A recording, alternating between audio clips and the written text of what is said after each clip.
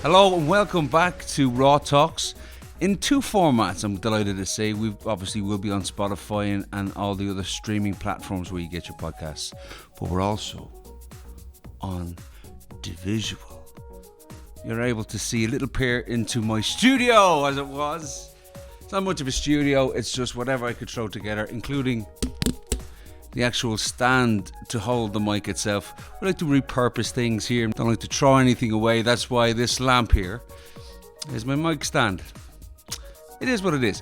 So, today's show is a folk festival special. We take a look back at the 4-day festival that featured some fantastic names such as The War on Drugs, The National, Nathaniel Rateliff and the Night Sweats, Kileo, and so much more. Not only does the festival provide those big names that we're all familiar with, but it's one of those festivals that's sprinkled with up-and-coming talent, which you actually may not have heard of yet. One of those for me was Sunny War, based out of LA, which brings us nicely to the reason why we're staring at each other today, as we were able to sit down with Sunny War, talk to her a bit about her career. We also sat down with Matt Anderson, Mick Flannery and Susan O'Neill, all coming up later. But not only that, we'll sprinkle in some of the performances that took place over the 4-day festival. But enough from me here.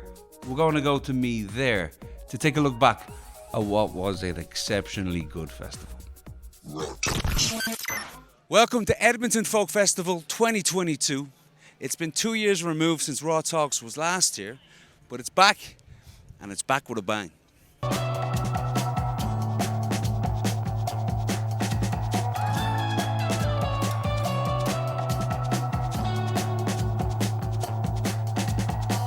It's so weird, I'll let go. It's so weird, I'll get old. Got a love for another one. Got a love for another one. It's so weird, I'll let go. We're joined in the media tent by the one and only Sunny War. Sunny, nice to meet you. Nice to have you here in the tent with us. How has the festival been thus far for you? It's been really fun and interesting. Interesting. In what sense? Is it? Do you get nervous doing these type of festivals at all? I don't know. Oh, no. No. You've just got your way and your way of doing things, isn't it? It's just you're very confident in that ability, but it's. How would you define your performances? Just kind of, just like random folk songs. Yeah. I like a lot of different music. Like, I feel like as a guitar player, I mostly like fingerstyle blues, like old school blues, like Mississippi John Hurt and Elizabeth Cotton. But then as a lyricist, I really like punk music. Like, I really like really straightforward kind of lyrics, and I really like political lyrics. Who would you cite as influences in regards to the punk aspect of it? I would say I really love Crass and Bad Brains and The Germs and like Millions of Dead Cops. But I think lyrically Crass is like my favorite just because like they were activists before they were a band more. Like I really like that they led a lot of protests in England, and they really like created a scene of like it is political, you know? Like, I feel like there was the Sex Pistols and that stuff, and then there was Crass, who was like, no, we're doing something. We're not. There is anger and there's attitude, but there's a reason for it. It's not just like, you know, angst. It's not just angst, I guess. How do you find that inspiration? How do you pull from that, and what inspires you to get down and pen to paper lyrics? I think, like, cause my mom is a writer, but she writes like books. Like, she likes to write fiction and stuff.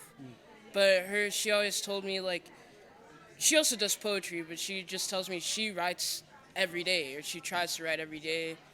And I think just committing to like writing no matter what, and also like never forgetting that not everything has to be used. You know, like I have like almost 30 notebooks full of like poems and stuff that I don't ever intend on using for anything. But I think the practice of writing makes you feel more like you can just flow with it. Cause it's similar to playing guitar. It's like you get like better. You just have to keep doing it so it just feels more natural. So I feel like writing, like if you write more every day, like you can get more in touch with how to describe feelings and stuff. But it's a practice, I think.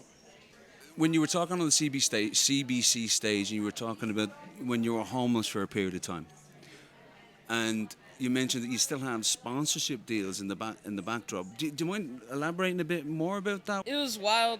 Like when I was a teenager, I would be busking on the Venice Beach boardwalk for tips, and then this chick who she was just like, I think this girl is really good, but she happened to be dating a guy who managed musicians, so she brought him to come hear me play on the street, and then he invited me to play a couple gigs around town, and I was like, yeah, I'll play. Like if he was like, I'll give you $50 to come play at this club or whatever, and then eventually somehow he like signed me as his, like in a management deal, but it was totally illegal because I was a minor.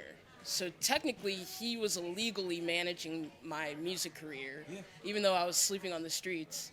It was a mess. It was a mess because he didn't have a right. If somebody's a minor, you have to get the permission from their parents. So it was just already like totally messed up. But he got me like a Gibson sponsorship. It was crazy. It was. Did you get a guitar out of it at least? I had a Gibson guitar, and there's actually a video on YouTube called it's like it says like homeless girl, amazing homeless girl plays guitar, something like that. And then like I'm playing a Gibson in the video, and it has like millions of views, and all the comments are like, yeah, right, homeless with a Gibson, yeah, right. But I was actually homeless, and I had a Gibson sponsorship. Dude. Have you ever thought about penning your like memoirs thus far? Like you've got a story to tell, man. Like or even setting up your own podcast. I don't know. My mom wants me to write a book, but I'm like, I don't even want to try to do that. Man, you got such a world vision. I know he's so young. You don't want me asking what age. I'm 31 now. Jeez, you don't look it. That's amazing. That's great. So what's next? What's on the agenda? Like, you're here in Canada now. Are you planning a Europe or North America tour? What's on the agenda? I just finished a tour in Europe, and I did Scotland, Ireland, France, and then England, and that was like a 40-day run. Wow. So now I'm back. Now I'm in Canada, and then next, I think, or 10 days from now, then there's like I think a Northwest tour, and then a Midwest tour or something like that. And at present, what have you got out there? Have you got any vinyl? Any? In the merch tent, yeah, I got a couple records. I got 2 vinyl records, and then I have 3 different CDs out there. Amazing. I'm aware of the songs you've released. The reason I asked about the vinyl, because for me, I spent over nearly $1,000 on buying records in the last 3 months. It's gonna be great. Are you a snob when it comes to that? Does the sound matter when you're listening to music yourself? Yeah, I have a record collection, and I have really, really nice speakers that I like. How nice? What are we talking? I don't even know what they are. I got them It's just loud. from a thrift store, and they're just nice. You've got a collection, and your top 5, I'm going to poke you. What's your top 5 albums that you're listening to currently? Well, for my vinyl stuff, I like to listen to Rodriguez, Finding Sugar Man album thing, and then I have every Nina Simone album. I mean, there's a comparative there to the way your style. It's not, you're not copying anybody, but you've got a style that shows inspiration from the greats. If you know what I'm saying. Well, my favorites are Nina Simone and Joan Armatrading. As far as that kind of Cause I like Nina because like I smoke cigarettes and like she smoked cigarettes, and I think cause you can tell from the beginning when she's younger, her voice gets deeper and deeper. a marker. Yeah, and mine too. I keep getting deeper, lower voice, You're getting more baritone, yes. and I'm kind of just riding it, hoping that I end up sounding like Tom Waits at some point. Thus far, we're into day 2 right now as it stands at the festival. Who has been your top picks? What have you seen that sparked an interest for you, performer-wise? I like Joe Purdy. Just today, I heard for the first time, and then I haven't been able to see a lot of. I haven't seen anything. Yeah, but I mean, there's people here that I already know. Like Allison Russell. I've seen a couple times, so I already know I like her. And then Trey Bird, I really like. But I really like Mick Flannery a lot. Yeah, I'm hoping to sit down and chit chat with him as well a little later today. He's a fellow Irishman, but from Cork. Have you, when you were in Ireland, you can tell me the truth. I'm not going to be offended. Did you like it? I did. I got drunk and I had a good time. Why does that have to be the marker? Oh, I got pissed. So I had a great time in Ireland. I think because Americans are alcoholics, so that's. You said that, not me. I'm just like, Yeah, that's like it makes us feel at home. If other you go. people drink, it's cool. Like you feel comfortable. there you go. Yeah. Hey, God, come on, y'all. Let's see what you got.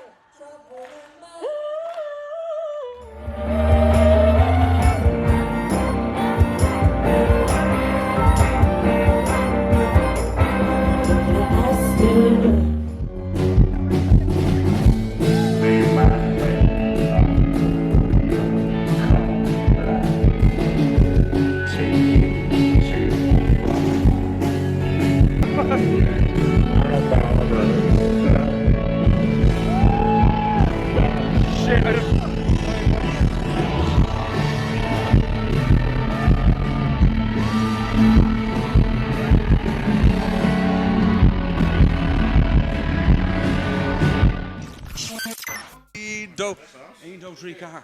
Do you speak any Irish? Hoopla fuckle. Guinness, I can do pretty good. Yes, that's what we're talking about. Thank you. Okay, let's do this. Well, the man, the myth, the legend, Matt Anderson just came off stage 3 and delivered one hell of a performance. I have to say, you got the crowd bopping with helpless. It must be good to be back in the swing of things. Absolutely, yeah.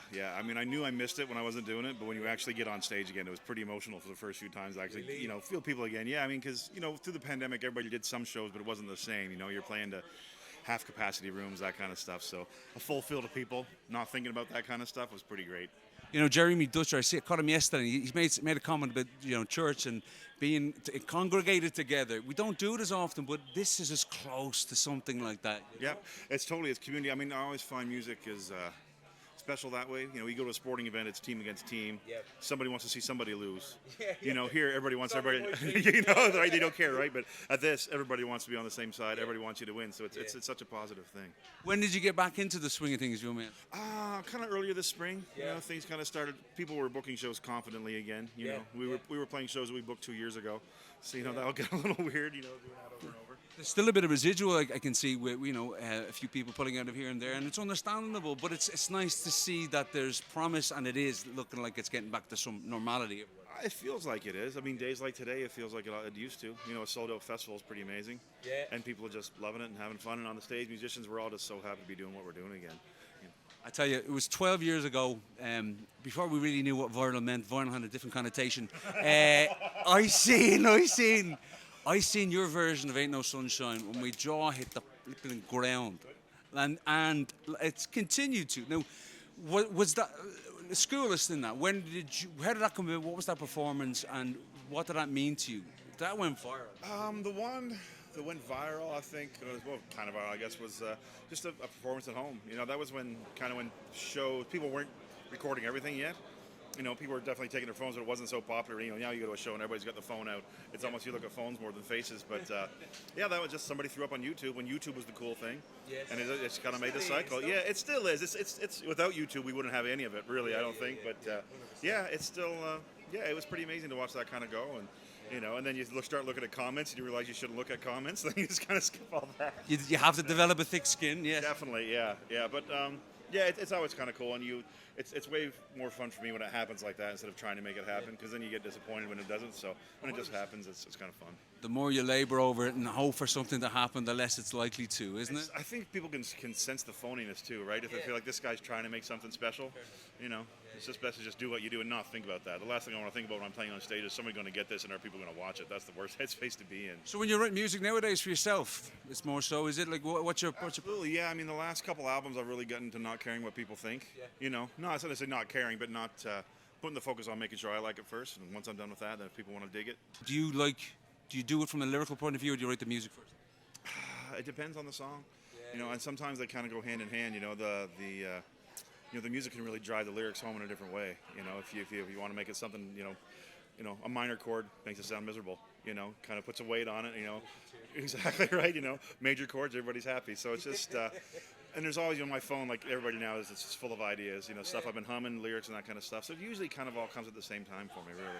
I'm a big fan of Bo Diddley, and I was jealous of the fact that you got to perform with said individual. What was that like? It was pretty cool seeing him. When I was with him for a couple shows, I think he was maybe like just turned 80. Yeah. And he's in every rock and roll history book. He's in the first few pages of every rock and roll history book. Everybody you look at, from the Stones, the Beatles, they all go back to Bo Diddley, as a reference. So just amazing to see he got there 80 just doing his thing. Yeah. And he comes out and he puts his guitar on and he just chunk, chunk, chunk, chunk, chunk, and it just goes from there. It's amazing. Yeah. When are you coming to Ireland? I am coming in the fall. I think I've only got one show. I think we've just got Dublin. No, I have Dublin and Belfast on this run. When is that? Pretty sure. I'm putting you on the spot. I apologize. Oh, it's October. Oh, I might be back. Oh, I might see you. That's amazing. And do you like the tour? And do you like that aspect to it, or does it become a headache? Or? No, I love it. It was really weird being home and being in the same time zone for so long. My body didn't know what to do. Yeah. So you're New Brunswick born. I was calling it Nova Scotia, but forgive me, I'm Irish. So what's the music like? Kind of what's that flavour there like? What do you? I mean, Nova Scotia and New Brunswick, they're full of Celtic, English, lots of French, lots of Aboriginal influences. It's all kind of in there, and then just a mash of everything else. My hometown was right on the U.S. border, so. Right. We were exposed to everything in the U.S. too, and a lot of the blues guys I like to listen to, they came up all the time and played shows. So I never got to hear that generation of players, but a lot of people I listen to in Canada played with those guys. So it's kind of cool having that connection. But yeah, it's just music's a big part of the culture. Same for you guys. It's just when the family gets together, there's always music, and it's not you don't think about it. You just play music. It's just because that's what's going on. Otherwise, you aren't hanging out with the family. Where do you get, would you class your your styling? Is like almost lap tapping? It's very finger picking orientated. Where do you get that? Where did you educate yourself at that, or was that taught? Or? Bars, pretty much. Yeah, I always I couldn't play with my fingers because I couldn't hear enough volume, so I kind of taught myself to hold the pick and do the finger thing at the same time. That's pretty much where that came from. But you're almost you're playing a beat to it as well. There's a bit of... I mean, a lot of that was playing solo and trying to make as much noise as I could for as little money, pretty much. Not hiring a band and just trying to, keep that full sound going when I was doing the solo thing.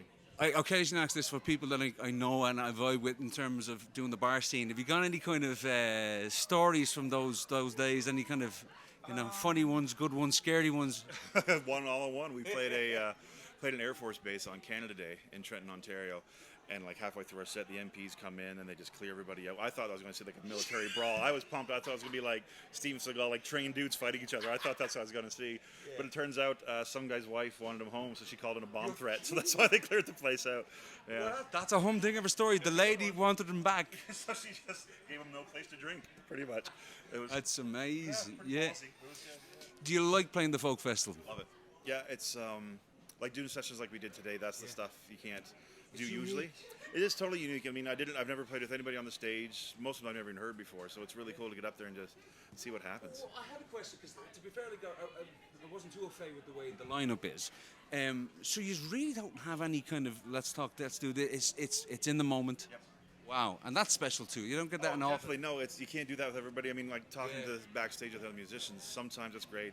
Sometimes it's a train wreck. You know, you've got to. I mean, when I was younger, I think I had to play on everything, what everybody was doing. And I realized, you know, if they got it figured out, you don't need to jump in. If you can't add more, don't do anything. You know. That's a great piece of advice, not just for music alone. Yeah, for life in general. If you aren't adding anything to it, you're taking away. Is really what it comes down to. So I just, yeah. And today everybody had their ears on, you know, which is great when that happens. Everybody's listening and paying attention, and just It's Like I say, man, and that's what it's almost spiritual. Like a scene, I goosebumps. You had the going, you had them in the palm of your hand. It was in that pocket, and they were all on their feet. And that you can't buy that kind of. No, and I think that's what people have been missing. Those kind of moments, you know. It's like, I mean, if you want to go back to the sports references, it's like everybody's same team gets a touchdown, you know. So, what's your sport? Who do you support? You don't have a I used team. to be into sports, but I just kind of once I got into music. Yeah. I'm going to draw your attention to this beautiful artwork and this. I had to ask. I picked it up today. I was like, "Is this part of the artwork, or was this where?" That's my signature. I probably signed that in my living room before we sent it out here. You're kidding me. Before you leave, I'm going to get double the signature. Is that? See, what happens? This was probably later in the day though, because it's getting pretty lazy. I can tell. That's amazing. I love it, man. Now, listen, it's an absolute pleasure talking to you, man. A gentle scholar, my friend. And when you get to Ireland, look me up. We'll go for the pint. I'll get you a load of Guinness. I know where the best Guinness is. I'm telling you now. I love finding out that different places pour different. I love it.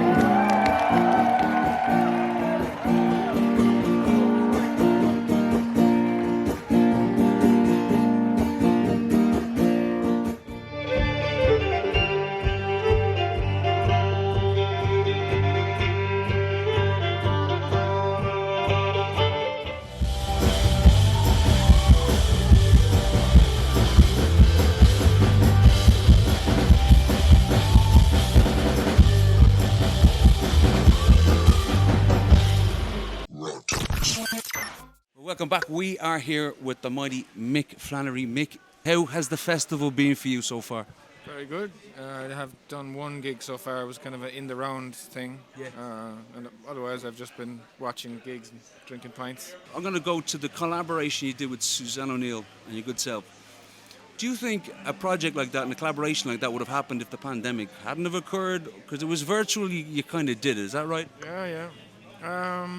That one was in place, I think, before the pandemic started. But the pandemic itself did allow it for a lot of songwriting time, and that album has a kind of a storyline through it. So that took a bit longer, but I had the time to do it. I had other things during the pandemic that wouldn't have happened without the pandemic. I had this odd chess-related songs album. Night of the Opera. Yeah.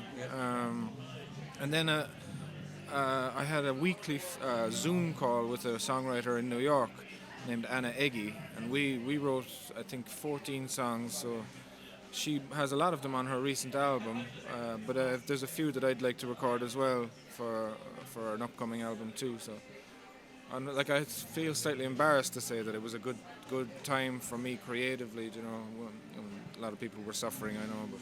You mentioned Night of the Opera. That's a very quirky way of coming up with compositions, using chess moves to move your music. Yeah. Well, I used to trying to come up with new sounding chord structures or chord sequences is quite difficult. They've mostly been used, they've been done. So what you are hearing is generally a chord progression that you could sing another song over the top of because it's been used before. So 4-chord progression. in general, yeah. So the 1 5 4 6. I think there's thousands of songs that use that sequence. So this was I used to use a bunch of dice. I would throw them on the top of the keyboard, and then that would tell me or give me a sequence to try out. Jesus. Okay. And then I just spotted that there was the six different pieces on the chessboard, so that gave you that variable. Yeah. And then because it was the pandemic, I just had time I transcribed the moves of the chess games, and lots of them didn't work. Some of them I wanted to make work. That the game that Murphy played against those two guys in the Opera House. It's one of the most famous chess games ever recorded because it's so beautiful how he kicks their asses. He just destroyed them. Yeah. But he was at the time he was trying to watch the opera. He wasn't. He had his back to the chessboard. So like, well, he was able to play in Paris at the time. That's the reason they wanted to play him, was he was kicking everyone's ass like simultaneously from a different room. So he would be in that tent over there. There'd be 8 chessboards here playing against masters. They would shout the moves into him, and he would shout the moves back, and he beat them all.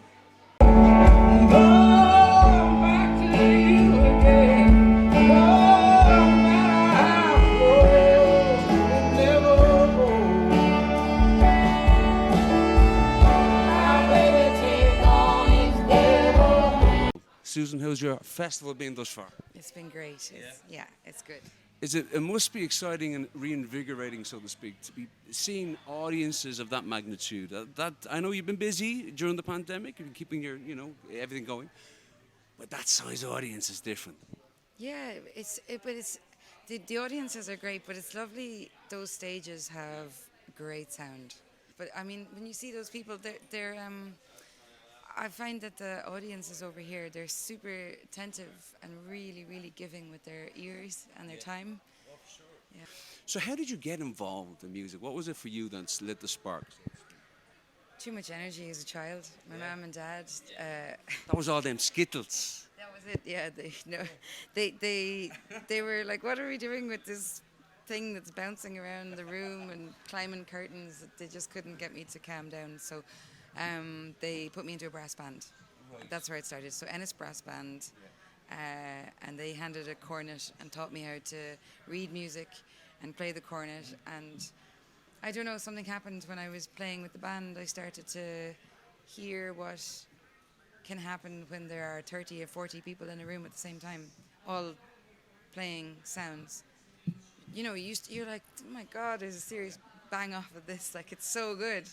Bang off of that means something completely different in Dublin, though. Yeah, but it is a drug, I know. Is that what you mean? Bang means a smell. Like there's a bang off that. That's a Dublinism. I apologise. No, but no, I get you now. I know. What do you mean by bang off? 40 people in a room. I'm sure it probably was smelly at times. Okay, but you're a solo artist. Do you get often to collaborate? Yeah, I'm always collaborating. I think that's where the good stuff is, It's lovely to play and be able to own a stage for a moment and conduct the energy on your own. But there's nothing like when you play with other people. I mean, it's instantaneous. Yeah. You're sharing something, and something else bubbles up. Something else bubbles up, and you just feel like it all makes sense. It kind of brings me, collaboration for me is so important, in not just in music, but in different mediums, different art forms, different aspects. And the game is one thing I'm going to bring to your attention that you did a recent collaboration with. I think I spoke to Mick briefly about this.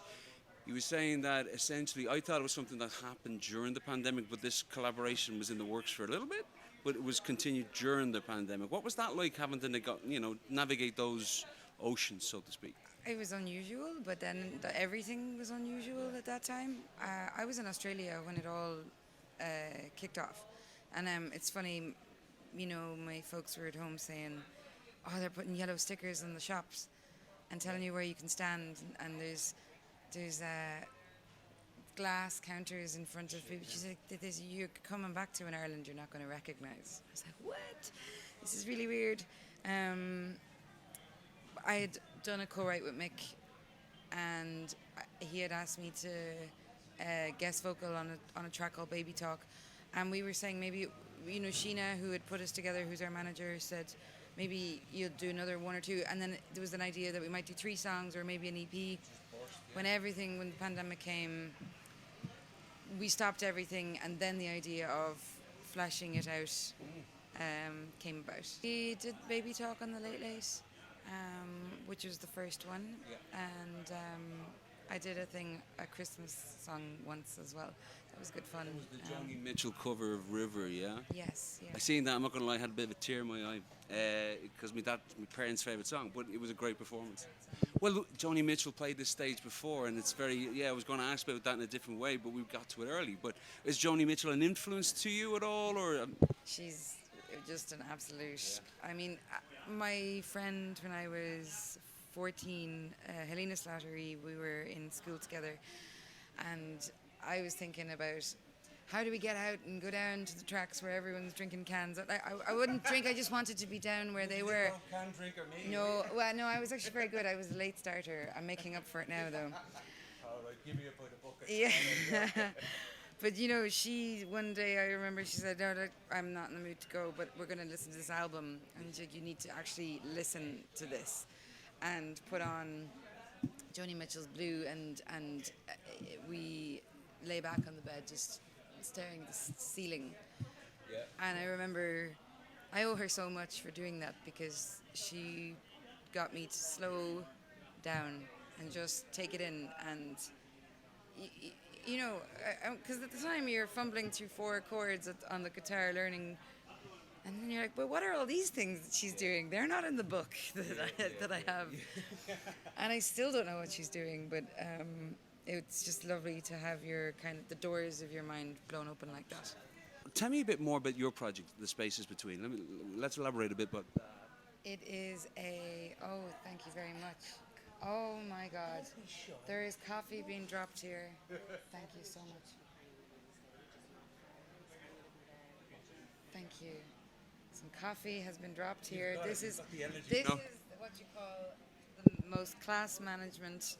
Shout out and props to Sheena Keen. Sheena actually helped me in actualizing this. It kind of also came out of the pandemic. It came from a lot earlier. I do a little bit of work with a couple of companies. One was Waterford Healing Arts Trust when I lived in Waterford. They would bring music into hospitals and into wards. And then there's another one, Medical Notes and Kids Classics, and they are a company based between Dublin and Clare, but they do it in Clare, Limerick, Galway, way more in the Midlands. And they go into nursing homes a little bit more, but they do a little bit across everything. But when I started years ago, a man called Liam Merriman from Waterford started to teach me about how to gift a song to somebody in a medical healthcare setting, and that you are not there for yourself, which is, hard to remember sometimes, because when you're in a musician's and you get into your own head sometimes, and you need to get out of that. So a lot of what was involved with that was eye contact, and you would look at the person that may be verbal and non-verbal, or maybe have energy to speak or not, but you're trying to scope how close do you want me to go.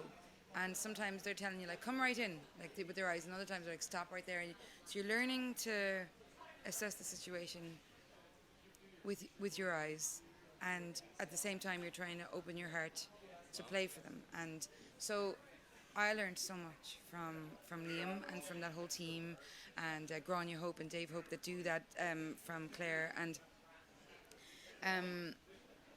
I've been doing that over the pandemic as well. So as the pandemic happened, Grania managed to keep it going, but it was outside the windows of old folks' homes, which is just amazing. But it was missing the being able to get close, but it brought so much joy. And I just remember at that time feeling, well, people were being told not to touch each other, not to do everything, but we have masks on, so we can't see our mouths anymore, so our eyes became even more important. And I just started to think about sharing the space and using the eyes as this connector. So it's a multidisciplinary collection of arts where we have painters and Tibetan gongs and milliners and everything, and they're all sharing a space, 2 artists or maybe 3, and they're in the same space, but they do a 2-minute unbroken eye contact before they start, and then they just share the space.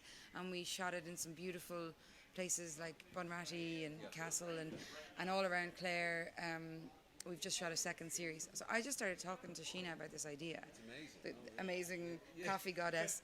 And she said, I love it, let's make it happen, and made the funding happen. And so that's it. It was just the two of us. That all I've ever had is my phone. I bought one camera once that I'd shakily walk around and get ridiculous footage. And so all of a sudden we're producing and directing this thing. But we're making all the mistakes in the most honest way. And so everybody came together. All the artists just gave their energy and their souls, and it just grew into this. And Mick was the first performance on it, actually. He played piano with this woman, Myra O'Reilly, who is an artist based in Limerick. A beautiful, beautiful story she has, how art really helped her within also her health and changed her life, and she's done it forever. And we just put them together, and they did the eye contact, and what was supposed to be maybe like a 20-minute, they went on for 45 minutes, and we were all just watching. Was there, especially for Mick, because he struck me as a kind of not reserved or introvert guy. Obviously, he gets up on stage, for God's sake, but was there any kind of intrepidation where you were a little bit kind of, this is a bit weird for me, and then when they got into it, like, for example, with Mick, how long was it for him before he broke was a comfort thing? He did say it was unusual for him. He said, and he spoke really openly. He's like, he's like, I'll try it. But he did, and that's the point. Because other people came straight in and was like, I'm so open to this, and some people had done it before, and other people had never done it, and that's really interesting. It's to tease out. Between the two is interesting to see. Do you like performing at the folk festival? Of course I do. Yeah. It's a loaded question. No, but I mean, I love performing, so yeah.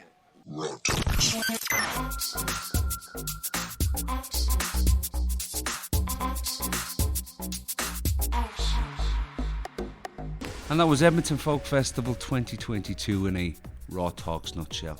Big thank you to Tracy and the team in the media tent, to Terry and the producers and everyone at the Folk Festival for having us there. But for now, it's a bye-bye and see you again next time.